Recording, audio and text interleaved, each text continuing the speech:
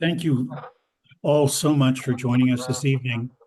We're so pleased to be co-sponsoring this event and so honored to have the participation of Dr. Allyson Pollock, who is a clinical professor of public health at Newcastle University and who is a specialist in the impact of privatization of hospital infrastructure and surgeries.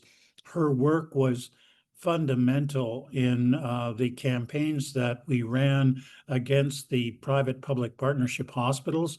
It was tremendously useful. And now we're turning to her because Britain is ahead of us on the path of privatizing hospital surgeries.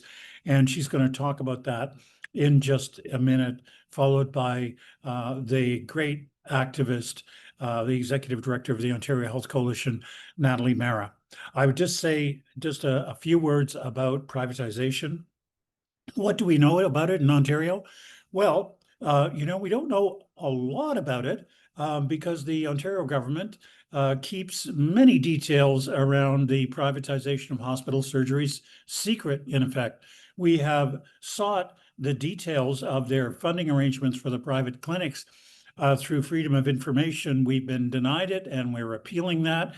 But CBC has learned that the private surgical centers are receiving twice as much to do a cataract as the public hospitals are. And we also know some things about them through the great work of the Canadian Medical Association Journal, which published an article in August of last year. And it found that after leading the country in terms of access to cataract surgery, Ontario has now fallen behind since it privatized cataracts, and that in fact its waiting lists have grown. And as disturbingly, the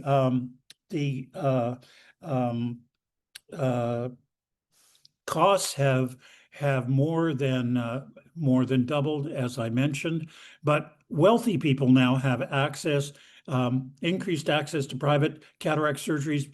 They counted that as 22% greater access than they did previously, while access for the rest of us has fallen, and it has fallen most pronouncedly by 7% for people who are the most marginal in terms of their income status. And we know from the experience of the Ottawa Hospital, which has a surgical center operated by a consortium of physicians, that they have enticed staff, nurses and other staff away from the operating rooms of the Ottawa Hospital to staff up their private center, creating an undermining effect of the staffing at that institution. So here you have a model which is much more expensive, where waiting lists actually increase, where wealthy people get access while the rest of us lose it, and staff are bled out from the public system. Why on earth would we be interested in this model? Dr. Pollock is going to talk about the experience in Great Britain with this, and then Natalie Mehra is going to talk about what's happening in Ontario. Thank you very much.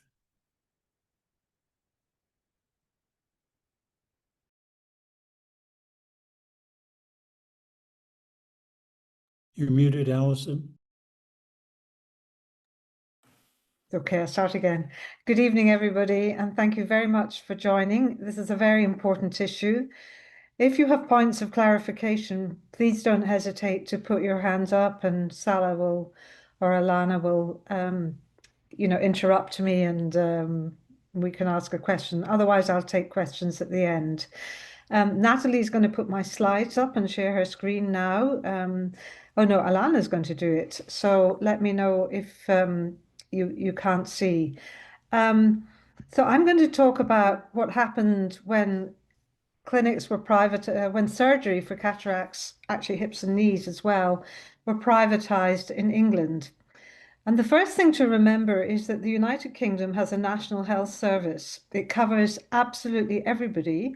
It's funded through direct taxation, and it's available to everybody on the basis of need, not ability to pay. So there are no charges. For example, in Scotland and Wales, there are absolutely no prescription charges for community drugs. And the principle has always been that it would be publicly funded publicly owned, and free at the point of delivery. Now, there's always been a bit of a two-tier system in the UK because people who have money or private health insurance can actually go into the private sector, but the private sector is very, very small, or has been until recently, and it has been always very separate from the rest of the National Health Service. So I'm going to talk about what happened over the last 20 years when the government decided in England that it was actually going to privatise health services. Now, the United Kingdom is really made up of 4 countries and 4 health systems.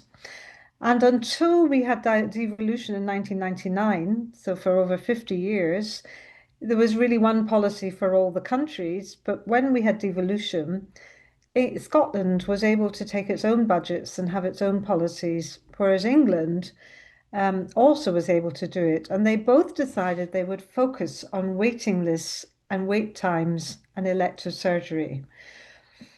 But what happened in England was that in 2000, under a Labour government, they decided that they were going to increase capacity in admissions by bringing in private sector and private clinics.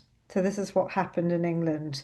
So in the first period, we have the election of the new Labour government, and then we have the government announcing it's going to bring in these, what they called independent sector treatment centres or private clinics to grow capacity, but they were going to use NHS funding to do that. So the NHS gave £1.5 billion, that's nearly $3 billion, to the private sector to deliver elective surgeries, and especially for eye surgeries, but also other diagnostics.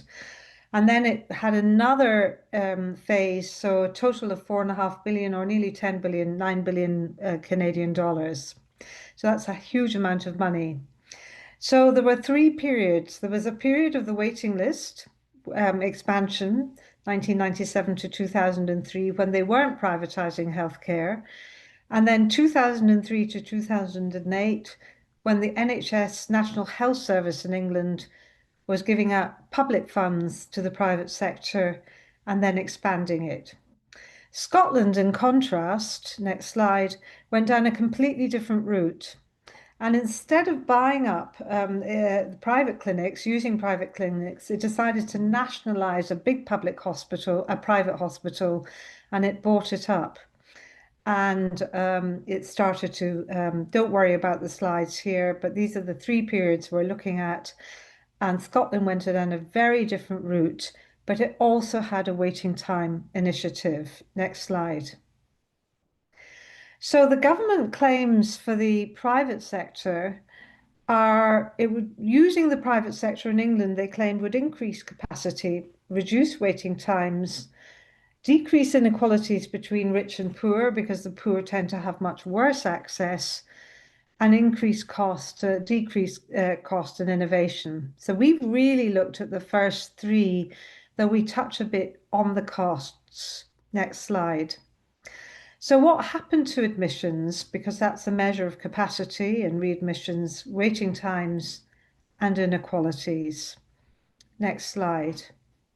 Well, the first thing we looked at was admissions and capacity. And here are 2 slides. Next slide, comparing England and Scotland. So this left-hand chart here is showing England, and over 3 time periods. Period 1 is when there was no privatization of private clinics. Period 2 is when all the private clinics were being introduced and accelerating. And what you can see for England is that green line underneath. Maybe somebody can point to that green line, the green dotted line here. If you could point to that, the green dotted line at the bottom of England, if you move to England at the bottom, the green dotted line, if you come right down to the green dotted line at the bottom of the graph here on England, that's it, green. That shows you the private sector taking off. So there's almost no private sector in period 1, and it's really taking off, and you've got a huge expansion in admissions. This green line. over time, is expanding. So now, by the end of 2018-19, over 30% of all the cataracts here, if you look at that green line, were being done in the private sector. Now, if you move to the next line, this is this black dotted line here. You can see starting from the beginning and moving up and across. If you look at 2008-9 in period 2, if you could take the cursor to 2008-9 and the black dotted line. Yep, very good. You can see it's falling, and this is the in-house public provision which is falling dramatically. So although overall the red and blue lines above are increasing, you can see they're increasing. Public provision stalls and then stops and falls from 2008-9 onwards, and the private sector is substituting the private clinics. In contrast, if we look over at Scotland, the green line is virtually flat apart from 2 periods when they introduced some private sector clinics, but then they stopped them because they found it was not value for money. So if you can show your cursor, please, on the green line at the bottom and move along from the bottom, you can see these 2 little blips for the 2 tiny blips here and here, but it's pretty flat, so only 2% of contracting out. Whereas in Scotland, the public provision increased over time, was increasing quite dramatically for Scotland. So if you take the cursor and show that black dotted line, that's NHS in-house provision. So that's the story, and it was absolutely the same for cataracts. Next slide, please. So what we found for hips and knees, but also for cataracts, that admission rates doubled and trebled in both countries. But in England, admission rates fell once the private sector came in. So admission rates to the in-house public hospitals fell, whereas the NHS funding was being diverted to the private clinics, and they continued to rise, and they were substituting for in-house provision, so that almost a third of funded procedures were provided. Next slide. But in Scotland, in contrast, although the admission rates also doubled and trebled, all the increase in capacity was done without using private clinics. So it was politically possible to actually do the work without using the private sector. So this tells you that this is a political decision whether you use the public or the private sector. Next slide. So the other thing that we looked at is readmissions, and readmissions, next slide, are defined as admissions within 30 days of discharge. So you've had your surgery, but you come back in, and we looked to see where the admissions went when they came back into hospital, having been treated either in the private or in the public sector, but funded by the National Health Service. Next slide. And what we found was that fewer than almost all the admissions that had went to the private providers, when they needed to come back, they came back into the public sector. So around 5 to 6% of all hips and knees, and about 2% of all the cataracts come back into hospital. But most of them go back to the private providers. Only 99.9% go back to the NHS in-house provision. And that's causing a huge problem, because that means that dislodges patients who are waiting on the waiting list for the in-house provision. And they're coming back with quite serious complications and infections, so they're using a lot of bed days of the in-house provision. So the people that go into the private sector are jumping into the private sector, but when things go wrong, they go back into the public hospitals. And this is all funded by the NHS. Next slide. So this is a considerable cost for the in-house providers, because they're having to mop up when things go wrong in the private clinics. The in-house public hospitals have to mop up the work. And this means that all the people that are waiting on the waiting list can't get in because they're dealing with the readmissions from the private sector as well as their own. And we don't even know whether the National Health Service public hospitals are being paid for the readmissions. Next slide. So what about wait times? Well, this is quite an interesting story again. On the bottom, you can see the green lines and the waiting times are falling dramatically for as a result of expanding the capacity in the public and the private sector in period one. And period 2, 3, they fall and then they flatten out again in period 3, which is the period of great expansion, and then they begin to increase overall in England. So waiting times fall, but then they increase again overall. And in Scotland, this slide isn't very good, but actually what happens to wait times is that while they fall dramatically and increase, they're still much lower than in England. Next slide, please. And the same for the knee replacements, it's the same story. Next slide. So what we find for waiting knees was admissions increased in England and waiting times halved. But after 2008, the NHS in-house admission fell, and waiting times rose for all patients. But the other thing we found were the waiting times for the private providers and the private clinics coming from the publicly funded were half of those for the poorest. So the poorest were waiting much longer than the richest 20%. And what we're seeing is that inequalities in waiting times are rising for the poorest 20% when you start to use private clinics.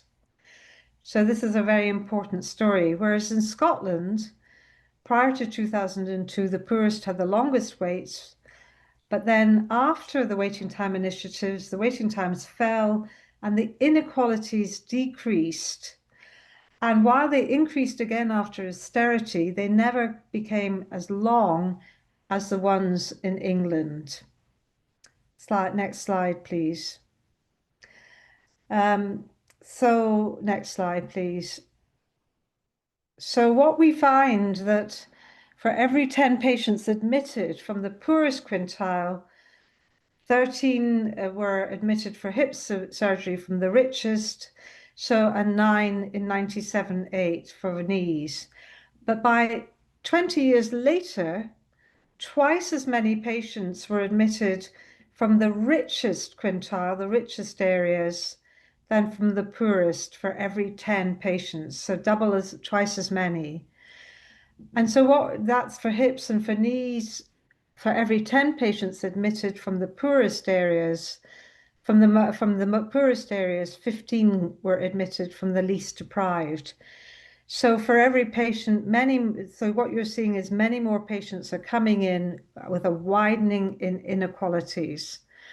And inequality is growing now to the detriment of the most deprived. So this is the story of hips. So inequalities are rising because there's been a huge fall in in-house NHS hospitals, and they're aggravated by readmissions because the poorest are waiting to get into the in-house NHS hospitals, whereas the rich people are queue jumping and going to the private clinics, even though they're funded by the National Health Service. And this is now being aggravated by, if you could go back, sorry, and this is now being aggravated by readmissions from the private sector into the NHS, public hospitals. So what you've got is the rich are now queue jumping within the National Health Service. They're publicly funded. They go into the private sector because the private sector has a contract which allows them to pick and choose the healthy patients, because the private sector can't treat patients who are very sick or very elderly because they don't have the facilities when things go wrong. So the poor must wait longer to get into the public hospitals, and they wait longer still because when things go wrong in the private sector, the richer patients come back in to the in-house provision. Next slide. So what's the story for cataracts? Well, it's a very similar sort of story. You can see the green line for England again, which is the private provision taking off in England hugely.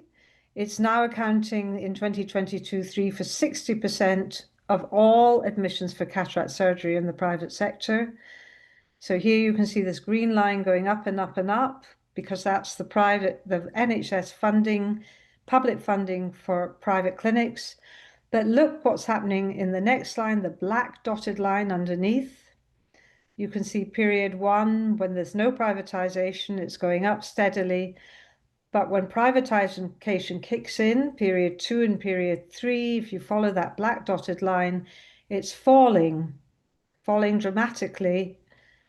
And that's the in-house public hospital provision falls. In Scotland, if we move to Scotland, you can see the green line is pretty flat. It's about 2% overall of admissions go to private clinics, and that black line above is just increasing over time as the capacity in in-house provision increases. Next slide. The waiting times say a very similar story. Waiting times fall dramatically, and then they're beginning to rise overall. If you just follow this blue line and black, you can see that they're just beginning to rise again over time. And in Scotland, there's a very strange picture, but they fall and then they rise slightly and then they fall and they rise because after 2008, you've got austerity kicking in. The financial crisis. Next slide. Again, the same story, wait times. We can show you for all providers, if you go to the third column, you can see that the wait times in period 1 in England were 194.7 days. So if you look at the third column, just looking at wait times, 3 along, all providers, 194.7 days in period 1. And if you move to Scotland, it was only 124 days for all providers, 124.8, much lower. Then if you look at period 2 at the bottom, it's 92.8 days. For period 2, the wait times in Scotland, it goes up to 100 days. By period 3, England still has longer wait times at 69 days compared with 68.5 days in Scotland. And overall, NHS England has a longer wait time over the whole study period of 99 days compared with 85 days in Scotland. Next slide. So waiting times were around 2/3 longer in England than in Scotland at the start. There was a dramatic fall in England, and then they rise again. And this may be due to changes in clinical practice, and we'll talk about this in a minute. Next slide. So what we've got for cataracts is evidence of increasing inequality, and admission rates have risen and waiting times have fallen, but Scotland managed to achieve it without using the private sector. Next slide. So the other part of the story is the private for-profit clinics now are taking a higher and higher share of cataract operation. It was nearly 60%, 55% in 22-23, rising in 23-4 to 60%. But also the expenditure on cataract surgery doubled from 2018-19, and it quadrupled in the private for-profit cataract clinics. Next slide, please. So the overall conclusion is that admission rates rose in England and in Scotland, and Scotland achieved the increase in admission rates without a decrease in waiting times and without using the private sector. And what we know is that there's a two-tier system now operating in favour of the rich within the NHS in England, with patients treated in the private sector having lower waiting times than those in public hospitals. But the inequality in admissions has been increased in England at 2.5 times the rate of Scotland, with the private sector the main driver. And NHS in-house public hospital capacity, this is the last point, has fallen in England, with the private sector now substituting for direct provision. But it's next slide, please. Sorry, there's an issue with the screen sharing. I'm just going to stop and restart. Oh, right, okay. When did that happen, I wonder? Okay.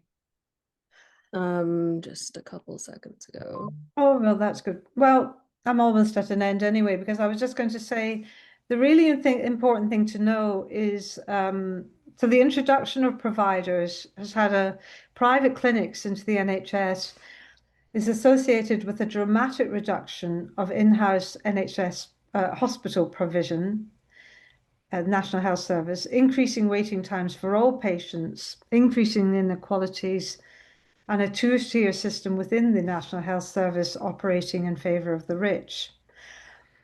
And it's had other effects. Next slide, please.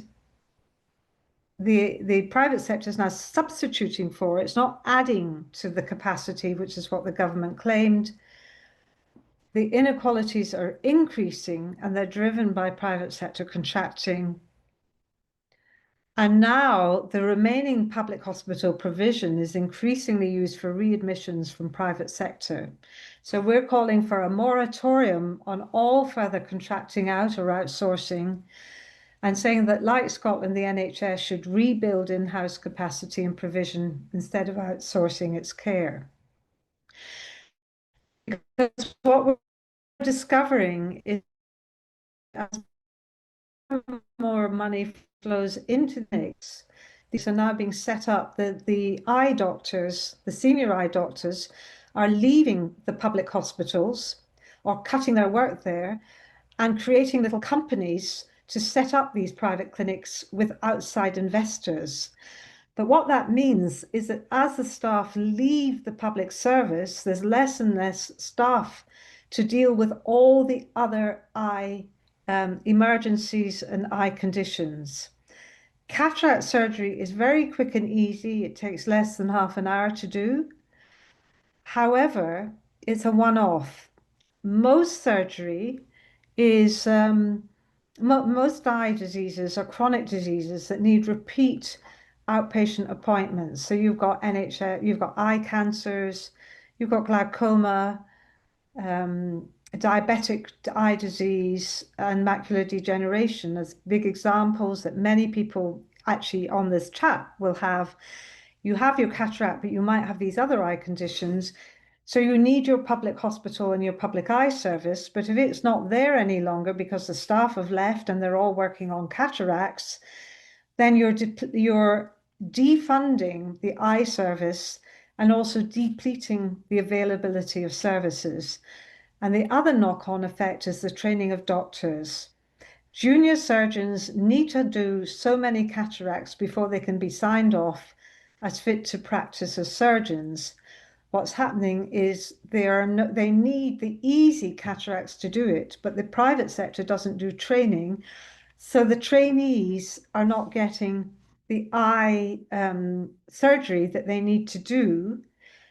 And what that means then is the public hospitals lose their training places and they lose their junior staff as well. So this has an enormous implication when you start to fragment your eye service. When you take money out and defund the service, then that affects all the other bits of the eye hospital and the staff as well. I'm going to stop now, and I hope this has been a very quick canter through for which I apologize. It's the first time I've given this presentation, so I'm going to improve the slides a lot. And I'm very happy to take questions because I've covered a lot of information. Yeah, and we'll do the questions at the end. Thank you very much, Dr. Pollock. That was great.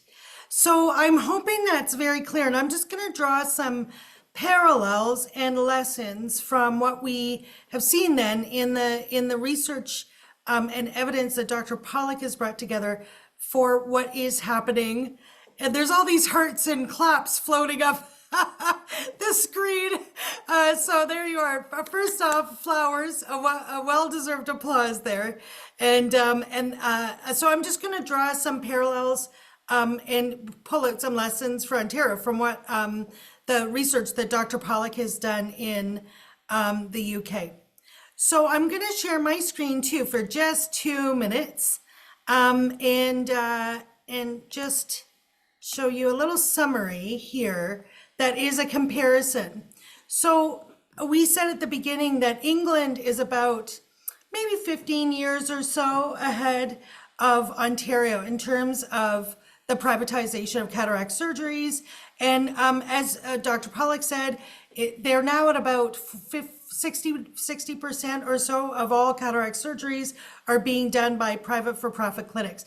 In Ontario, this is data that covers from January 2017 to March 2022. But in that period of time, 20% of all cataract surgeries done in Ontario were done in private clinics, about 18.6%, so just under 20%. Now that number has gone up a little bit because, they've tried to get it up more. And I guess part of the story in Ontario is that the Ford government has actually tried to privatize more aggressively than it's actually been able to achieve. And so they have repeatedly made funding announcements and so on, but they haven't actually been able to spend all of the money that they've tried to shift over to private for-profit clinics away from public hospitals. And they haven't been able to achieve the targets that they were announcing as they've been announcing them.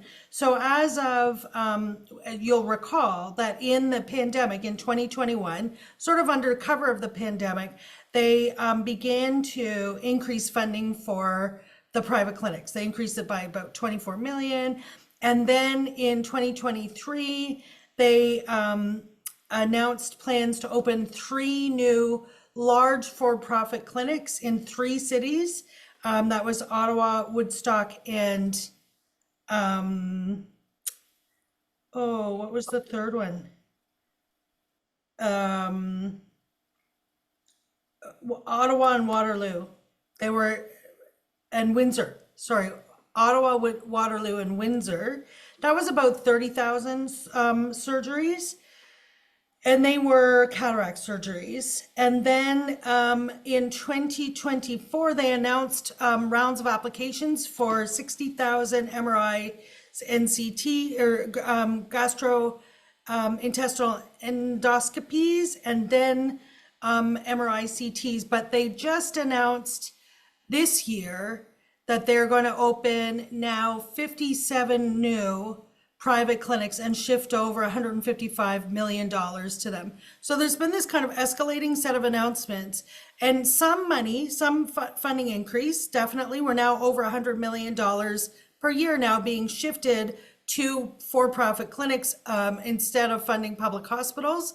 But they have not been able to reach the targets that they wanted to in spending. So sometimes they don't actually make it to those money announcements. In any case, the volumes are going up for cataract surgeries, but we're far behind England. You know that in England, it only took about 4 or 5 years to jump from 15% to 60% though. So to tip the balance in favor of a majority of cataract surgeries now being provided by for-profit clinics. So in a very few years, they could catch up or exceed. In the same period, funding for private clinics remained stable at about 30% up until 2019, and then it increased by 30.8% between 2020 and 2024.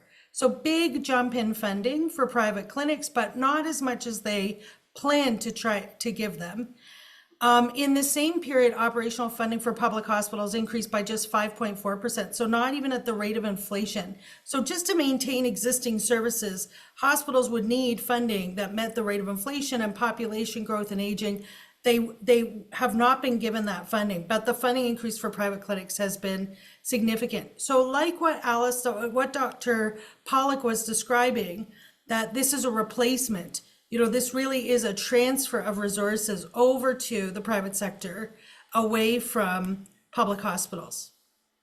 Ontario is also paying more at private clinics. The Ford government is paying a premium of 20% per cataract surgery. That's from public funding for cataract surgeries. They're paying double, as Michael was saying, at Don Mills Surgical Private Clinic. And that's a private hospital, the only existing private hospital in Ontario. As you know, private hospitals are banned in this province, have been since 1973 for a good reason. They're not allowed to expand private hospitals. They're not allowed to bring in new private hospitals. And the way they're getting around that is by handing off public hospital services to private clinics. So there are 2 existing private hospitals that do surgeries left in Ontario that were grandfathered in 1973. And one is the Don Mills Surgical Unit. It does cataract surgeries. The other is Shouldice. It does hernia surgeries and only on healthy patients who are not overweight and who don't have other comorbidities. So the funding for the private clinics is higher per surgery, and all the complex surgeries are left to the public system as well. In Ontario, public funding for eye surgeries in private clinics increased by 16.4%, yet the number of operations done increased only by 7.1%.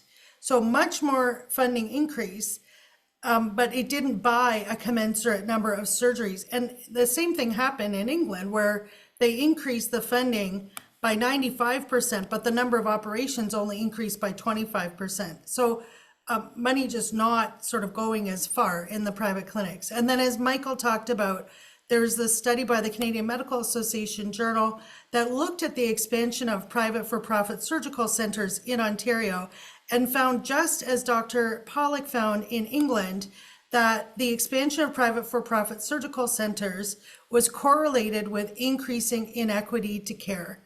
The highest income earners gained better access to care, where the lower income earners suffered worse access to care. We have been, so there's sort of a pretty clear set of parallels.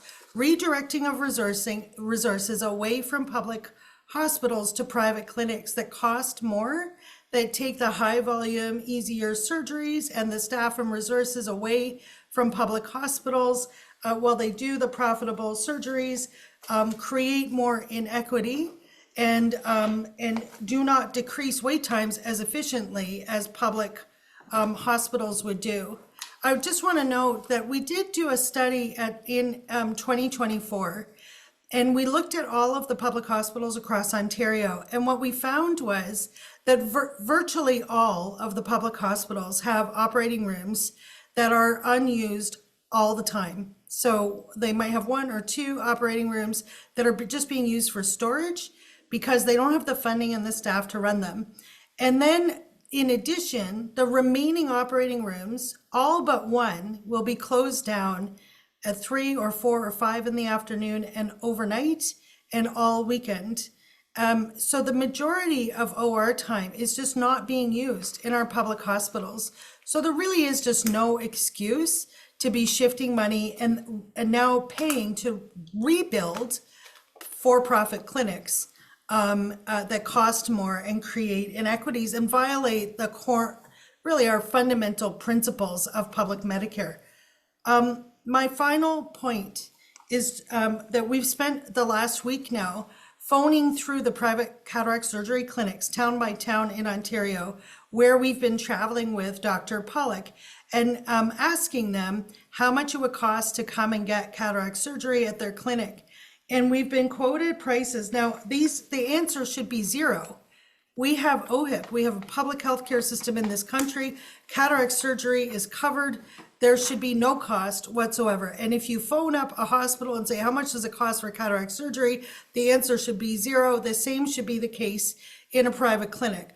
But in virtually, I'm going to say the majority of private clinics in every town that we've called, if not all the private clinics, depending on the town, have quoted us prices in the thousands of dollars usually for cataract surgery. And this is what people are being told when they go into these clinics for cataract surgery. And the prices have ranged from, for the surgery itself, around $1,900 at the very low end to over $8,000 at the high end.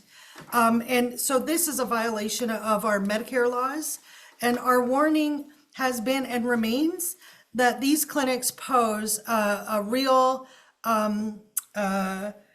existential threat to single-tier public Medicare in our province and our country, that they should be stopped. And those resources that are being given to the private clinics should be given to our public hospitals. This summer, the Ford government announced, as I said, $155 million for 57 new private clinics. The number of private clinics in Ontario has not increased in decades. In fact, since the inception of the act that covers the private clinics, the number has remained just about the same at between 900 and 1,000 independent health facilities, the majority of which are the radiology clinics, ultrasound and x-ray.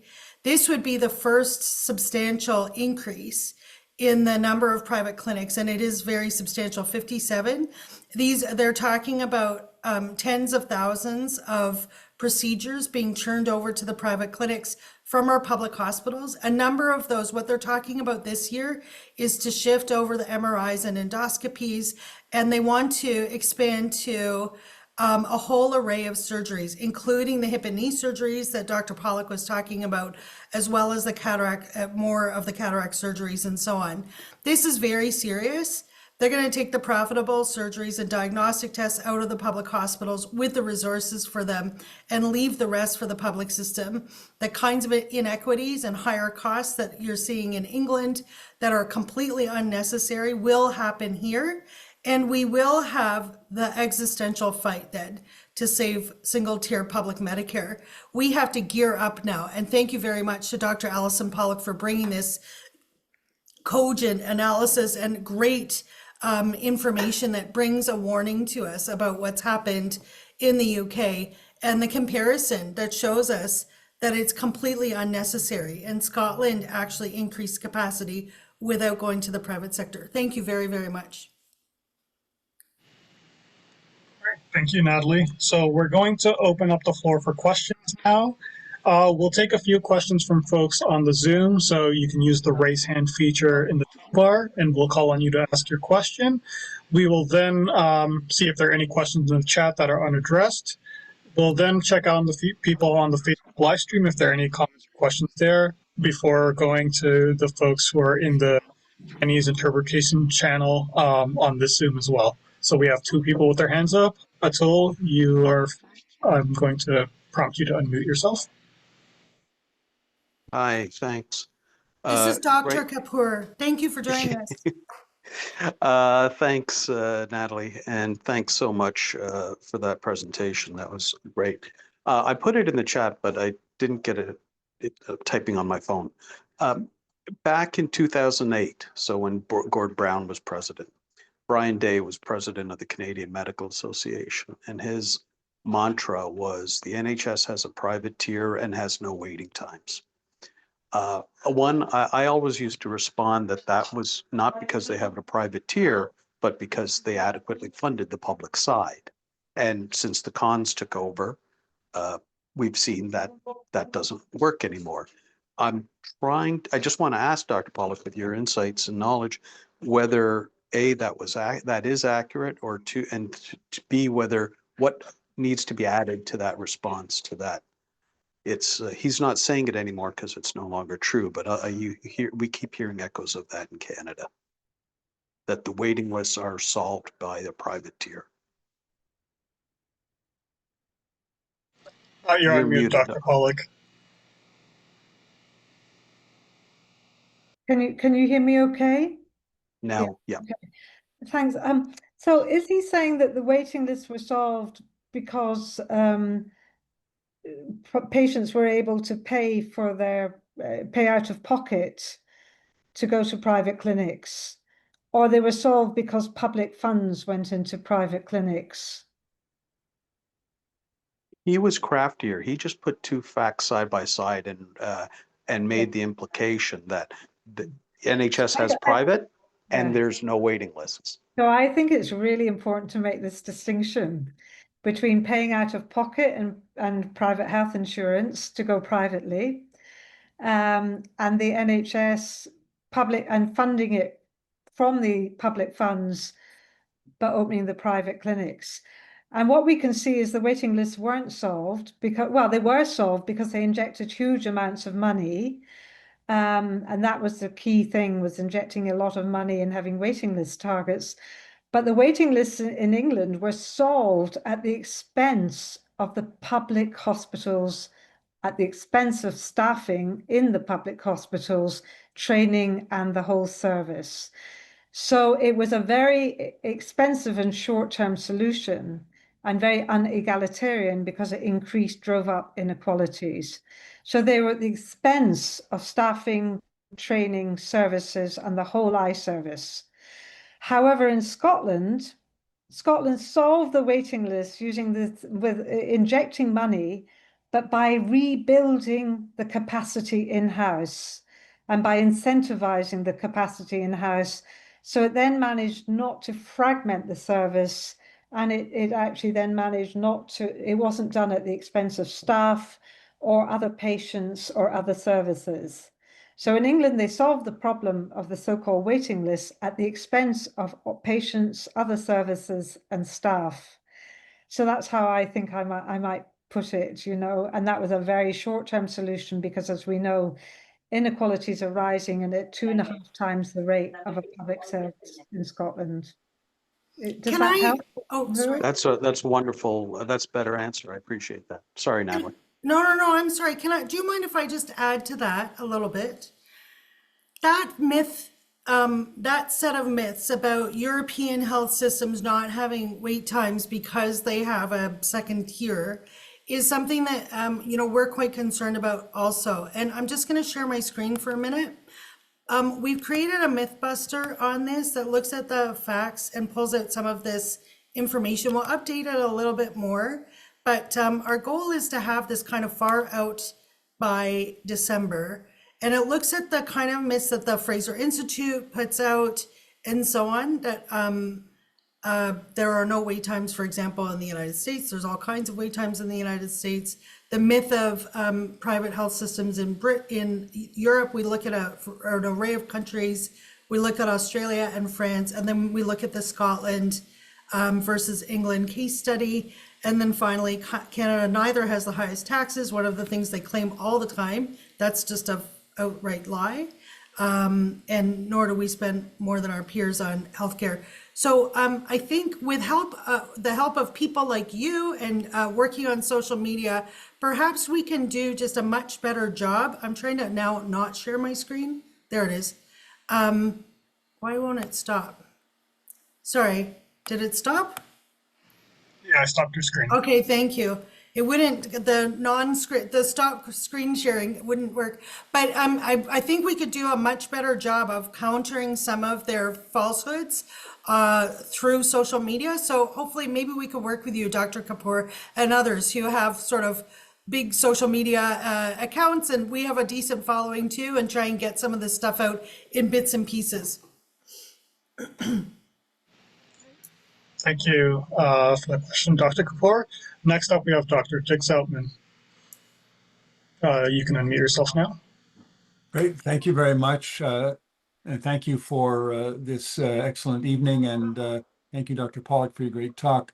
I'm also a physician here at Queen's University in Kingston. And I have two questions, if Natalie will let me. One is, who are in the main part, the beneficial owners of these private clinic enterprises in England?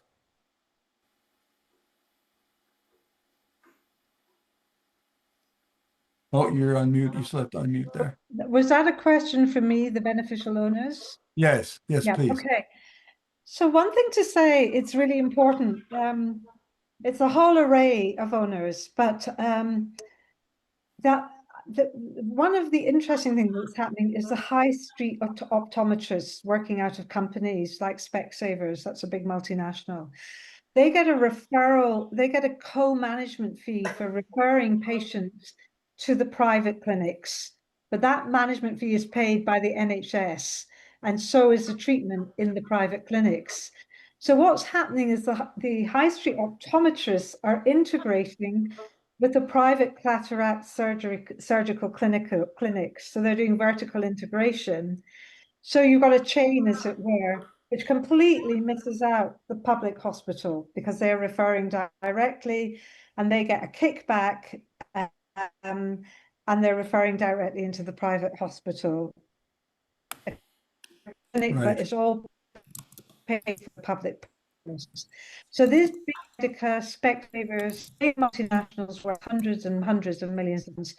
At the same time, a lot of surgeons are leaving the public hospital system or only working very part-time, and they're setting up private clinics with backing from equity investors. And they're forming what's called chambers, little clinics, and they're bringing in more and more of their colleagues. Now, I know this is happening in Ottawa and Riverside, for example, where it's the doctors themselves who once worked for the public sector or worked part-time for the public sector who are setting up these clinics because it's more lucrative.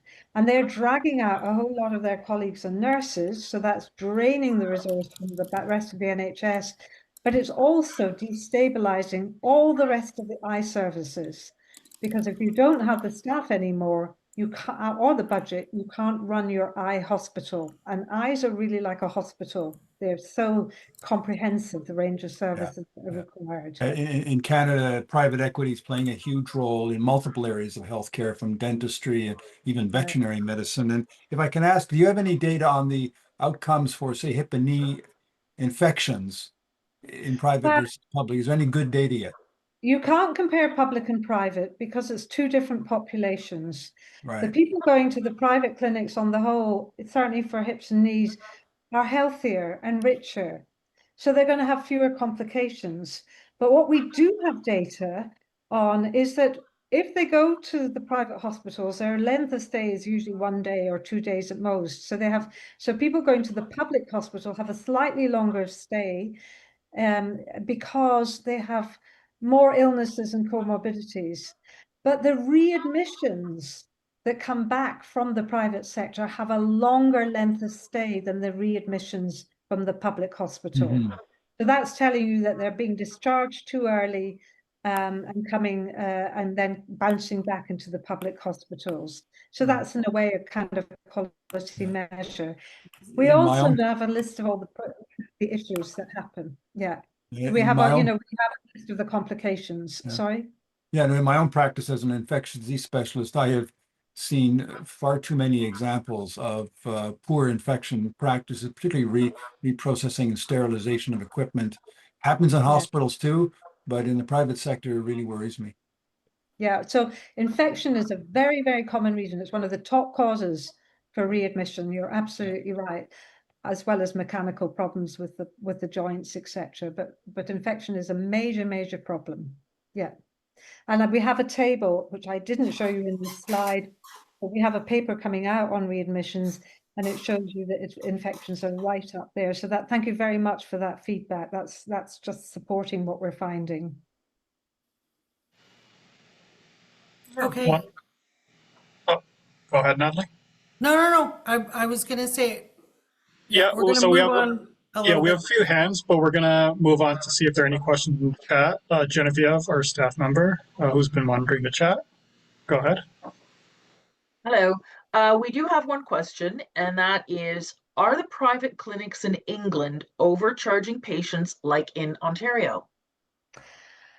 I don't know. I don't know what we mean by overcharging. Do you mean extra billing? Is that what you mean? Yeah, that's what they mean. Yeah, we don't have that term extra billing yet, and we haven't done we haven't looked, but no doubt there will probably be extra things that people have benefits that they could be charged for, and we will need to have a look at that, but we haven't done it.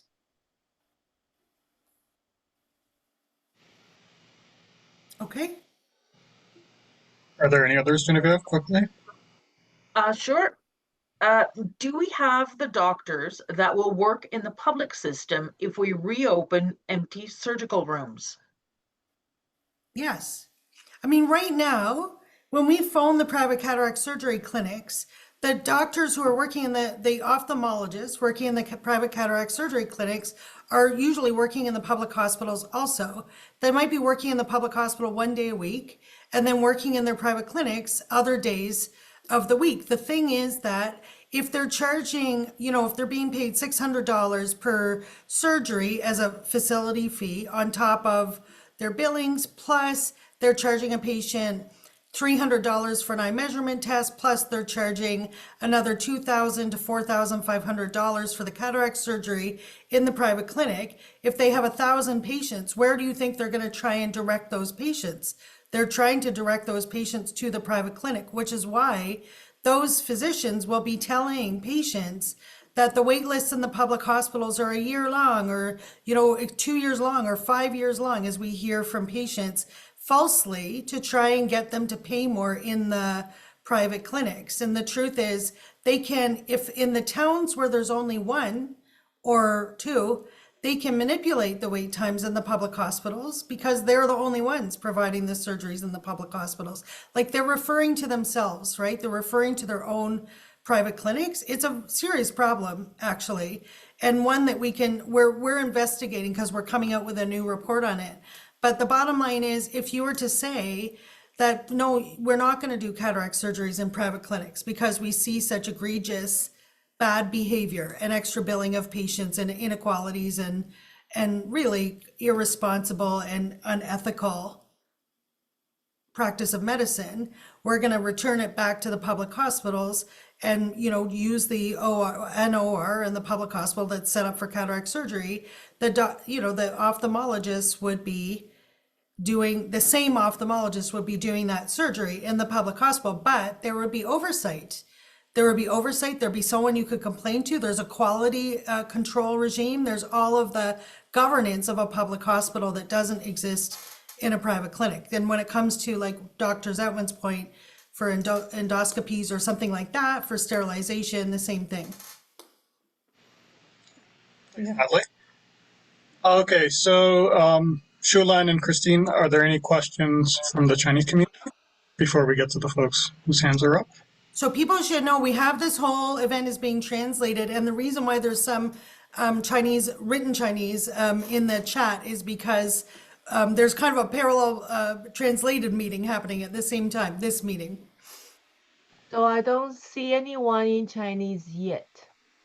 Okay, no worries. And it sounds like there's no one on the live stream, so we'll go to the folks on the Zoom. Carolyn, you can unmute yourself. You'll see a prompt. Okay. There we go. Good.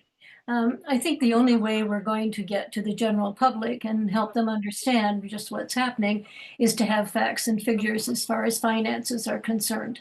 I'm wondering, Dr. Pollock, are you able to get that information from your government as to the different prices or the different payouts that are going to your clinics? And I don't think we are. Natalie, you can clear me up on that. I've heard various reports about how much nurses get when they come in from a privately owned business. I think that's really important, and we have to be fighting for that. Thank you. Well, I think the important thing, Carolyn, is to get hold of these contracts and to see, at the moment they're being hidden away under, freedom of information. But if you get hold of the contracts and look at what's being paid out and whether the work is actually being done, it's a good starting point. So the way we managed to stop the private contracting in Scotland was we got the contract after appeal to the Freedom of Information Commissioner. And we discovered that the contract with the large South African company, Netcare, they'd been paid for work that they hadn't done. They hadn't done any of the work. So at that point, the contract was terminated and there was no more contracting out. But the same has happened to England. So I think that one of the most important things this campaign can do is get hold of the contracts and also the activity data, what they're actually doing, and evaluate what they're doing for the money. And also look at the conflicts of interest. Who's behind these clinics? Who's setting them up? How many of the public doctors are working hand in hand with the CEOs of public hospitals to establish these private clinics and investors? So there's a whole lot of work that needs to be done. It's vital. But thanks for your question. But you were able to get that information through freedom of information. In Scotland, but not England. Okay. And that's because there was a political will. The Scottish government did not want to privatise, but there was a private contract already let, and they were very keen. So we managed to publish that in the British Medical Journal, and that stopped. That had a big impact. But you're talking politics here. So just for the part of your question about what we have gotten, we do actually have the information on, so we don't really have privatized orthopedic surgeries yet in Ontario. There may be a few, but we don't, it hasn't really started. What we have is privatized cataract surgeries, and we do have the prices for those. So I'm just gonna share, sometimes it helps for people visually to see. I think what Michael was referring to when he said we don't is the Riverside, the contract at the Riverside. But across Ontario, the independent health facilities, the private clinics that are euphemistically called independent health facilities, are being paid $605 per patient per surgery. And then the public hospitals are being paid $500. So the facility fee for the private clinics is $100 more than the quality-based procedure, the CUPE, I'm comparing apples to apples here, the CUPE funding that is given to a public hospital for the same surgery. That's across Ontario. That's a rate that's set. So that's all of the private clinics, except for the private hospital and the special deals that are being made with the hospitals. So this example she's giving, the contract for 5,000 cataract surgeries, this is in Ottawa, yielding more than $3 million. This was the one that was started in 2023, yielding more than $3 million in facility fees, plus more than $2 million in surgeons' billings. So those are the facility fees, and then they bill OHIP, right? The facility fee from that single contract is at least half a million dollars, more than any nonprofit hospital would receive, right? So that's that one. On the surgical contract, for example, for Kingston, where Ross Sutherland from the Kingston Health Coalition did the Freedom of Information request. Sorry, I'm just going to go to that. And he looked at the contracts, and in the contract, so this is another one like Ottawa, where the surgeons and the CEO of the hospital, got together, and ultimately they made this deal. And this was a sort of a slightly different privatization model, but nonetheless, the contracts there show that the private clinic, which is 56% more. It costs 56% more than if they just did the surgeries in the Hotel Jewett Hospital. And lastly, this is the Don Mills Surgical Center. This is the only private hospital that does cataract surgeries. And you'll see here that they're being paid by the provincial government $1,264 per cataract surgery, whereas the public hospitals are getting $508. And look at the difference in the knee arthroscopies. It's more than 3 times the cost. So more than double for cataracts, more than 3 times the cost for knee surgeries. And these numbers come from the accountability agreements for public hospitals. These are not disputable numbers.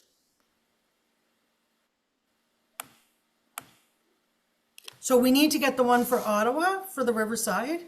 And if there are any other hospitals that have those kinds of cozy deals that have been made with private companies that are shunting surgeries over to them. But other than that, we do have the figures on the costs.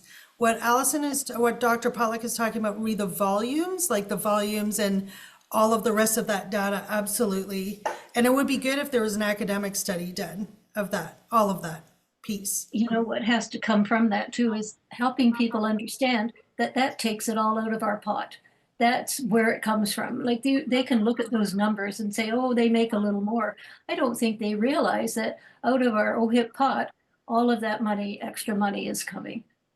I think Exactly. we have to keep getting that information out to the public.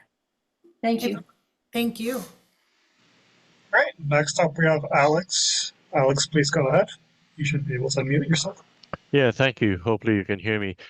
Thanks for the presentation, Dr. Pollock. This may sound like a silly question, but I was surprised to hear that the Labour Party was the one that was in power when NHS introduced private private care, I should say. Because the Labour Party in England, is that not equivalent to our Liberal Party in Canada? You're on mute. You're on mute. Dr. Pollock, you're muted. We can't hear you.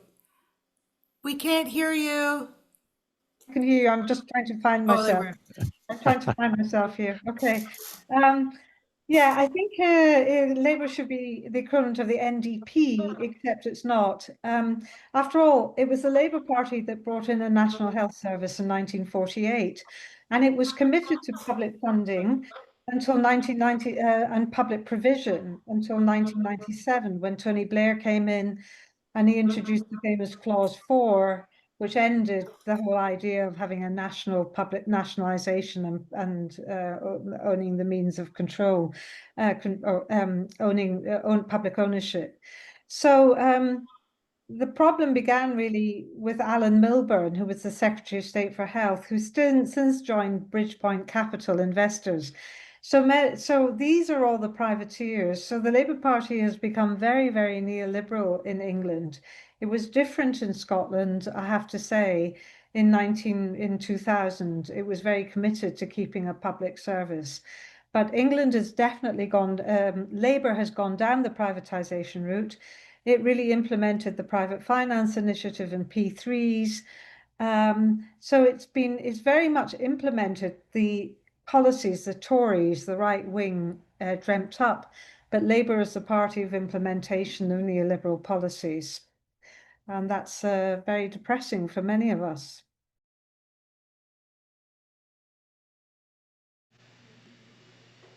All right. So, given the time, we will wrap up with the three folks who have your hands up.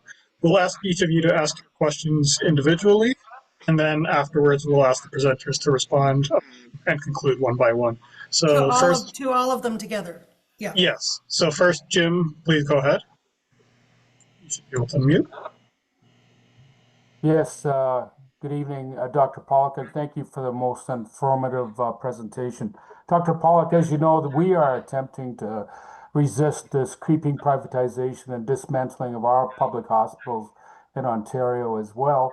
My question to you is, can you, given the fact that we believe that some of our public is unconcerned or unaware of what's happening in our public healthcare system, can you tell us if there's been some optimal or incredibly effective types of messages that have been delivered in England specifically about what's going on that's really shaken people up, woke them up, so that perhaps we could utilize that kind of message? Thank you. Okay. Thanks, Jim. Bria, go ahead. Hi, everyone. Thank you so much for the really great presentation. Dr. Pollock, I had a question for you, and then Natalie had a question for you, if that's okay. For Dr. Pollock, I was wondering, so now that the NHS in England has privatized much of the cataract, hip, and knee surgeries, do you see that they're trying to privatize any other types of surgeries, or are they just trying to keep, like, privatize the entirety of those three types of surgeries? And then for Natalie and the OHC folks, like, we've seen the beginnings of the cataract surgery privatization. Like, where do we see the privatization and surgeries happening next in Ontario? Thanks, Priya. And Jeff, please go ahead and unmute yourself. Just wondering, I recently heard about Oracle buying up Cerner, which is all our patient information. So my information will now be owned by the states and Homeland Security and whatever else. And I just wonder with the Privacy Act in Ontario, whether that's legal and if we can fight it. And also Life Labs being sold, you know, how could we do something about those things, the blood services being sold or privatized? Thanks. I know it's kind of not exactly what we're talking about, but thanks. Okay, thank you, Jeff. So first I'll pass it over to Michael for any response to those questions and final remarks. Michael Hurley. No, I'm good. Thank you very much, Sal. Okay, then over to Dr. Allyson Pollock. Well, I'll answer the questioners in a different order. I'll start with Bria. Bria, this is a very important question. The government started small with hips and knees, extending to cataracts, but it's also doing diagnostics, radiology, MRI, pathology. Everything is going out. And they're now talking about obs and gynae. So it ain't going to stop here. And basically, what you have to see the government is moving to is shrinking down the public provision so that there's less and less and less. And then it will enable the private sector to have add-ons and charge for extras, so you'll get a basic package of care. The government's been trying for a long time to move to a basic package of care, and everybody funds the rest. You fund everything else, and it's happening for physiotherapy, etc. So, Bria, this is a really important issue. This is not going to stop here. And the model the government has is of the single payer system, which is what the progressives in the US talk about, where you'll have the government as the funder and private hospitals and private services, but of course with a lot of co-made payments and a lot of add-ons. And that is exactly where we're going. It'll take another 5 or 10 years, but we're getting there very rapidly. Jeff, this is a really important question on Oracle. We have a big issue with Palantir. Palantir are particularly huge, as you know. They're getting our patient data and patient information, and they're particularly horrible because of the surveillance systems they've built in Israel. That's been a source of really, really problematic lavender and all the rest of it. So there's a huge amount of concern and upswell, but basically they came in for nothing. They said, well, we'll do this for $1 or £1. And then, of course, they get these hundreds of millions of pounds of contracts for patient data. But of course, we've got US healthcare systems like United owning our data as well. So it's gone. And Jeff, as for the hope, well, the hope lies with every one of us. I'm afraid, I think the Ontario Health Coalition and all the activist groups are really, really important. But Michael is also exceptional. The unions play a very important role. In the UK, the unions haven't played a good role because on the one hand, they do pay bargaining, but that's where it starts and ends. And they're not looking at the implications of the loss of services, whether it be education or health. But actually, it starts with us, it starts with the grassroots, but also with good research, good data, good evidence. And we need to do a lot more team building between academics, activists, and trade unions. And until we do that in strong coalition and join forces in funding and resources, because it's very easy to get knocked out as an academic. You have to be it has to be meticulous because the government's after you. You know, you think of them like Trump, really, but they're after you if you make the slightest mistake. And that's why our work on P3s was so important, because it was done so rigorously. So I think the hope lies with us and the partnerships between academics, trade unions, and health activist groups across the country, and especially at local level. And congratulations to Michael and Natalie for arranging this and organizing this. It's tremendous. Yeah, and I hope you all go away and feel inspired to do a little bit more. Thank you, Dr. Pollock. And now, Natalie, to answer those questions as well and to wrap up today's webinar. Thank you. So I'm also going to answer them, but not in the order in which we got them. So Jeff, I'm going to start with yours. This question about Oracle and making a complaint to the Privacy Commissioner. We can definitely make a complaint. Years ago, they did in BC when the patient, I think it was the privatization of the administration of the pharmacare program in BC. And the worry was that it was going to a private company that either had a branch plant or was from the United States. And under the US Patriot Act, remember the legislation that they brought in after the World Trade Center terrorism attack. Any company that had a branch plant in the United States could be compelled to share information with US security forces. So under that sort of set of issues, there was a complaint brought to the BC Privacy Commissioner, and the BC Privacy Commissioner did actually say it was a legitimate concern. I don't really remember what happened in the end with that.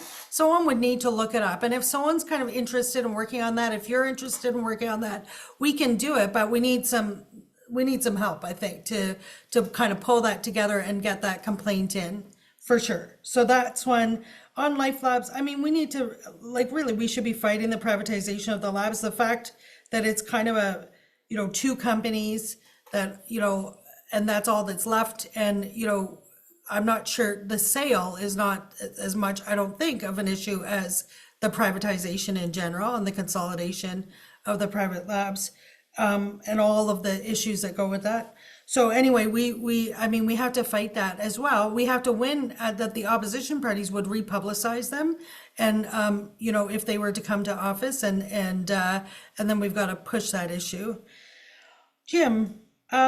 Jim was really asking about Allyson or Dr. Pollock, whether or not there was any sort of key messaging that has worked to inspire people. So this isn't so much strategy as messaging, work to inspire people and build the fight back. And I think we can talk with the campaigners in like the Save the NHS and the campaigners in England and sort of see what they feel has worked. I didn't know if you had anything in particular that comes to mind on that one.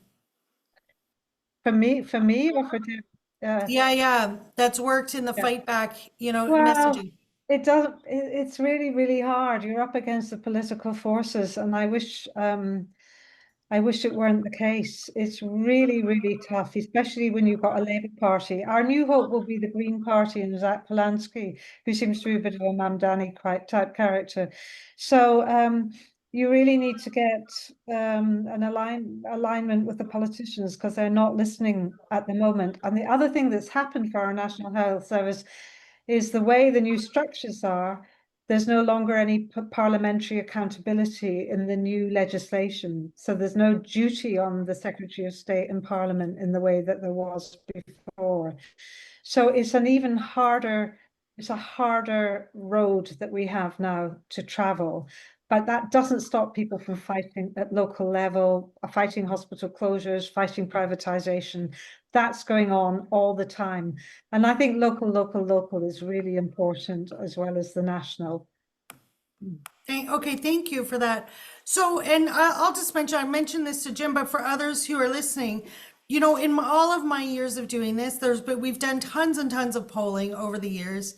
And all of the polling has shown that basically every argument works, every argument against privatization within a small, tiny margin of each other. The issue is really getting those arguments out, and different arguments kind of inspire different people to some extent, but basically all of them work. In this case, we have all of the issues.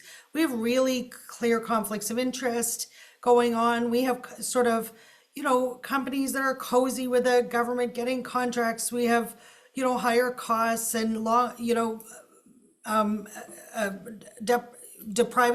taking away from public hospitals to feed the private. We certainly have, I think, very fair assessment that this really does take us much further down the road towards, US style for-profit healthcare. And so I'm going to end sort of segueing over to that question from this. For Bria, where is this going? I completely agree with Dr. Pollock. I think the same sort of thing here as in Britain, but England, sorry. But so the next step here is they're creating these, if they succeed, and as I say, every year since they started this in 2021, we've slowed them down. We have, like, it's not like our work has done nothing. We've slowed them down. They're much delayed. They have to keep re-announcements. They announce more funding than they actually spend on the private clinics. They haven't got the uptake that they wanted. There's scrutiny over the dollars. So now the private hip and knee surgery clinics want more money per surgery, and we're already fighting against it before it's even brought in. So, you know, they know there's going to be scrutiny on over the contracts and so on. And it makes it more difficult for them to do this, and it slows it down. And so that's what we've done. But nonetheless, they are moving forward. And so these 57 new private clinics will be taking the endoscopies and MRIs, the profitable ones. But, and that's pretty serious. But what I'm more worried about is that some of them, like the Schroeder Hospital, are set up for like full on, they're essentially private day hospitals, what we call ambulatory care facilities. They're day hospitals that would do a whole range of surgeries. So it'll be hips and knees and shoulders, like all the joints, the orthopedic surgeries that they can pull out, the other types of surgeries that Dr. Pollock was talking about that they can pull out. We do see there are some of those in Alberta and British Columbia now. So there are some, like, you know, joint replacement type surgeries and so on. And then all of the other, you know, profitable surgeries. You should know that the parliamentary assistant to George Smitherman, when he was the Minister of Health, said to me, every single day they get multiple proposals from private companies. So he was the sort of chief person in charge of political affairs for the Minister of Health.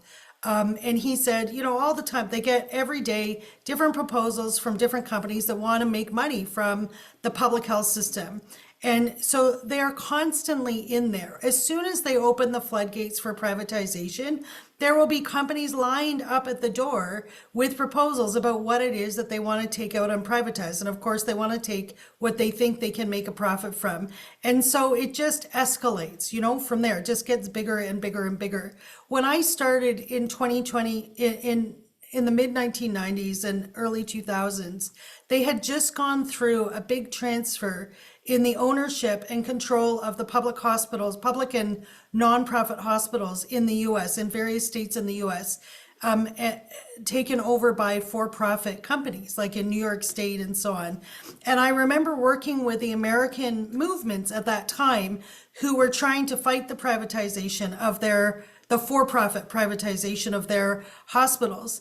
And if you look at the consequences in the United States in terms of just skyrocketing costs and all of the terrible outcomes that we've seen from for-profit hospitals in the United States, that's really where this is going. And I don't think it is at all an overstatement to be warning about that at this point. We're talking about the privatization of surgeries and diagnostics, core clinical services from hospitals. What's left? That's public health and public hospitals. That's what we have. We have some nonprofit long-term care, some nonprofit home care. You know, there's bits and pieces through the health system, but this is, you know, the next big chunk that they think, and one of the last that they think that they can privatize and make money off of unless we stop them. So our fight is on. It's the fight for, you know, a very, very significant change that would have reverberations for generations if we don't stop it.